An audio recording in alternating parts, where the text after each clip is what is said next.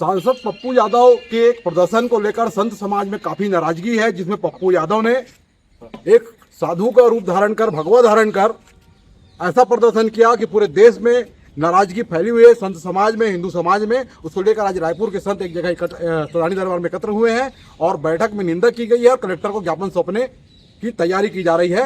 हम बात कर रहे हैं महंत वेद प्रकाश जी से, जो इस पूरे मामले को लेकर शुरू से ही आक्रोशित हैं और उन्होंने कहा कि 3 बार जिन्होंने अब तक के साधु का भेष धारण किया है उनका नाश हो गया है, वो इस पर प्रकाश डालेंगे। ज्ञापन देने जा रहे हैं। जय जय श्री राम, जय जय श्री राम।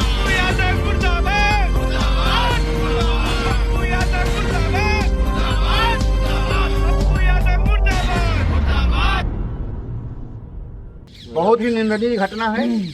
हम सब सनातनी साधु संत इससे बहुत आहत है, बहुत पीड़ित हैं। संसद भवन बहुत पवित्र संसार, भारतवर्ष का सबसे पवित्र पंचायत है ये, और ऐसे सबसे बड़े पंचायत में बैठ करके और साधु संत का वेश धारण करके, भगवा वेश धारण करके और सनातनियों का अपमान करने का प्रयास, साधु संतों का अपमान करने का प्रयास जो किया है, ऐसे अपराधी कृत्य करने वाले, और ये स्वयं ही कुख्यात माफिया है, कई इसके ऊपर मामले दर्ज किए जा चुके हैं। ऐसे पप्पू यादव और उनके साथियों पर जिनने उनको साथ दिया है, उनके सहभागी बने हैं, उन सब के खिलाफ कड़ी से कड़ी कार्रवाई करें, नहीं तो ये सनातनी समाज से आज क्षमा मांगे और इनकी संसद से सदस्यता समाप्त की जाए।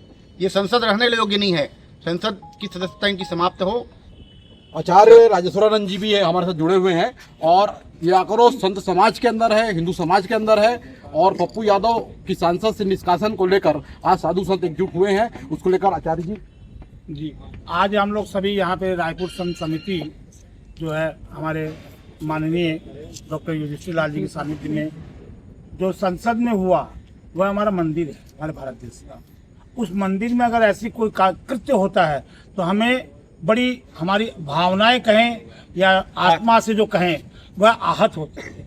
तो मैं निवेदन करूंगा माननीय ओम बिरला जी से कि ऐसे व्यक्तियों के ऊपर कड़ी से कड़ी सजा दी जाए और उनकी कड़ी से कड़ी कार्रवाई की जाए, और उनको जो सांसद बने हुए बैठे हैं, सांसद जैसा अच्छा पद उस पे बैठे हैं और फिर ऐसा कृत्य कर रहे हैं, तत्काल रूप से उनको अपने मतलब पावर कहे, चाहे अपने कुर्सी का वो कहें, उसके हिसाब से उनको तत्काल वहां से बहिष्कृत। देखिए, उस प्रदर्शन को पूरे देश ने देखा है, सभी टीवी चैनलों ने उसे दिखाया है, जिसमें वो भगवा धारण किए हैं और राहुल गांधी का पैर पड़ रहे हैं। तो महाराज जी क्या कहना है इसको लेकर?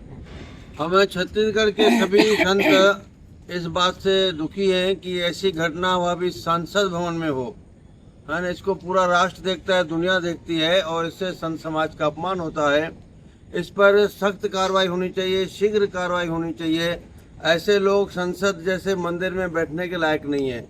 तो आज रायपुर महानगर संत समिति लोकसभा अध्यक्ष से मांग करती है कि इस पर शीघ्र सख्त कार्रवाई हो। पप्पू यादव का भगवा धारण कर लेना और चढ़ावा के रूप में नाटक कर कर राहुल गांधी का पैर पड़ना, सपा के सांसद का पैर पड़ना, इसको कहाँ तक उचित मानेंगे? मैं तो बस यही कहना चाहूंगी कि ये तो एक सोची समझी साजिश है कि सनातन को बदनाम करने का और भगवा का अपमान करने का, क्योंकि 6 बार जो सांसद रह चुका है, ऐसा व्यक्ति के द्वारा इस तरह का कृत्य किया जाना बहुत ही निंदनीय है।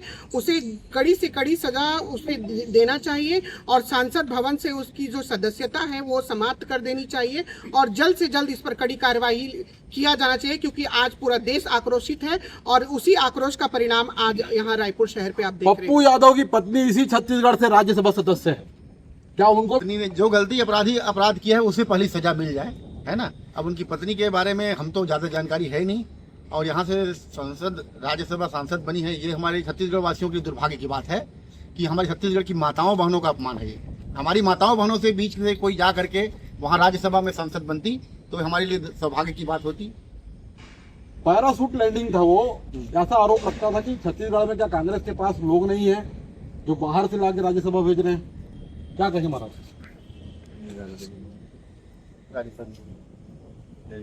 महाराज छत्तीसगढ़ से राज्यसभा में भेजा गया है पप्पू यादव की पत्नी को।